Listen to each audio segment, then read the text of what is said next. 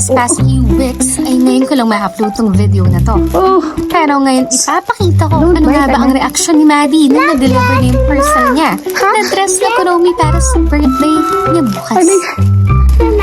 Kanina yan. Akin! Ha? Akin! Anong spill? Yay! Sa'yo? Paano ko ite-testing? Uy! Okay na. Sa loob ng 2 linggong nagdaan ay nagkasakit nga kaming dalawa ni Maddie. Ang oras na yan, kung mapapansin nyo, ay wala pa nga akong boses dahil sa paos, pero tuloy pa rin ang plano para sa birthday ni Maddie. Media! Yes! May medyas na ako! Medyas! Sinong nasa medyas, Maddie? May karami! Sige, kaya mo yan. Wow! Ang ganda! Okay. Nakakatuwa lang dahil malakas talaga ang resistensya niyang batang yan.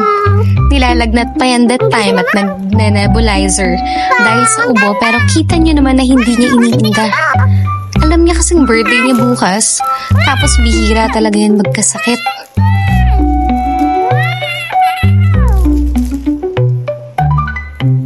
Ay talaga namang kita niyo kung gaano kasaya si Maddie. Alam niyo yan, yung tipong sa simpleng regalo lang, eh sobrang tuwang-tuwa talaga siya. Oo, bilis ikot-ikot.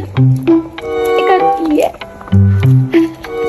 You like it? Yeah? You like it? Yeah? Ang ganda! Wow! Maliit na siya! Makita ang short. Hindi. Ano sasabihin mo, anak? Thank you!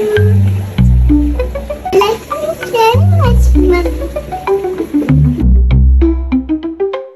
Hi, Maddie! Thank you so much, Mommy.